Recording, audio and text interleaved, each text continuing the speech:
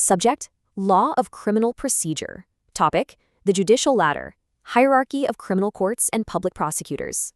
All right, welcome back, everyone. So, in our last explainer, we laid down the essential constitutional foundation of procedural criminal law. Today, we're going to actually climb the judicial ladder. We're going to explore the exact structure of criminal courts in India. How are these courts organized from the ground up? What sentences can each court pass? And we'll also look at the key officers who actually run these proceedings for the state, the public prosecutors. Okay, let's dive right in. Section 1. Classes of Criminal Courts, governed by Section 6 of the BNSS. Okay, so under Section 6, right below the high courts, we have three primary classes of criminal courts operating on the ground. Let's start at the very top of that district ladder with the Court of Session. Governed by Section 8, each state is divided into what are known as sessions divisions. Now, presiding over each of these divisions is a sessions judge, and they're appointed directly by the high court. And since, the caseload can get pretty heavy, additional sessions judges can also be appointed to help manage the flow of all those cases. Now, you might be wondering, what are their actual sentencing powers? It's a huge question. Under Section 22, Clause 2, a sessions judge or an additional sessions judge possesses immense authority. I mean, they may pass literally any sentence authorized by law. However, and this is a critical limitation to note, if they pass a death sentence, it cannot be immediately executed. It absolutely must first be confirmed by the High Court.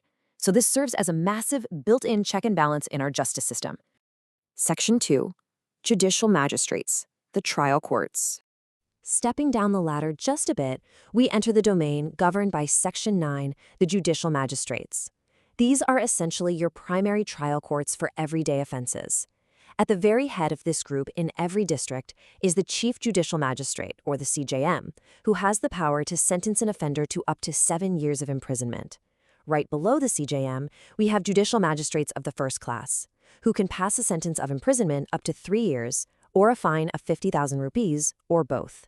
And finally, at the base of this specific ladder, Judicial Magistrates of the second class can sentence up to 1 year of imprisonment, or a fine of 10,000 rupees, or both.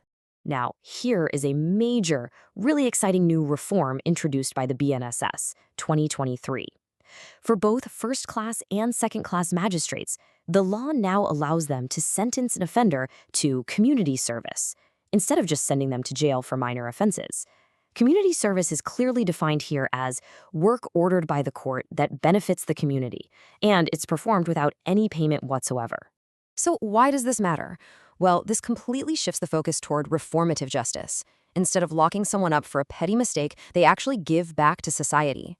Plus, from a purely practical standpoint, this is going to tremendously help reduce prison overcrowding across the country for those really minor, petty offenses. It's just a vital shift that benefits the community rather than just constantly burdening the prison system. Section 3. Executive Magistrates, Administration and Public Order. Pivoting away from the trial courts for a second, we meet officials appointed by the state government, often headed by the district magistrate, or the DM. It is absolutely crucial to understand the difference between these two types of magistrates. Judicial magistrates, they conduct the criminal trials, determine guilt, and pass jail sentences. Executive magistrates, on the other hand, do not conduct criminal trials. They do not send people to jail as a punishment. Instead, their job is highly administrative. Think of them as the folks maintaining order during local festivals or stepping in to manage riots to keep the peace. They handle security and prevent public nuisances. A totally different ballgame. And because their roles are so fundamentally different, their reporting structures or chains of subordination are completely distinct. All judicial magistrates in a district are subordinate to the chief judicial magistrate, who is in turn subordinate to the sessions judge. On the other hand, the administrative side is separate. All executive magistrates in a district are entirely subordinate to the district magistrate. Section 4. Public Prosecutors, Advocates for the State. All right, let's shift our focus from the bench where the judges sit over to the podium where the advocates stand. In our adversarial system, governed by Sections 18 to 20, the state is represented by public prosecutors, and the standards to represent the state are actually quite high. Under Section 18, to be appointed as a public prosecutor or an additional public prosecutor in a high court or a district court, an advocate must have a strict minimum of 7 years of active practice. You need some serious experience before you can stand up and advocate for the state. But what if a case is incredibly complex or highly sensitive? Well, for those specific high-stakes situations, the government may step in and appoint a special public prosecutor. And for that highly specialized role, the requirement jumps up to a minimum of 10 years of active practice. Now, for the everyday cases down in the magistrates' courts, Section 19 provides for assistant public prosecutors, or APPs. But there is an incredibly important strict rule right here. No police officer who was involved in the investigation of that specific case can ever act as the APP. This is just a brilliant rule that illustrates our system's commitment to ensuring a fair, unbiased division between the people investigating the crime and the people prosecuting it in court. Section 5, Directorate of Prosecution, Oversight and Quality Control. To ensure all these prosecutors are doing their jobs effectively, Section 20 mandates a state-level Directorate of Prosecution operating under the Home Department. The way this directorate operates is fascinatingly methodical, and it's strictly based on the severity of the potential sentence. The director sits at the very top and monitors the most serious offenses, those carrying 10 years or more, life imprisonment, or the death penalty. Deputy directors take the middle tier, monitoring cases carrying between 7 to 10 years. And finally, assistant directors monitor the remaining cases carrying less than 7 years.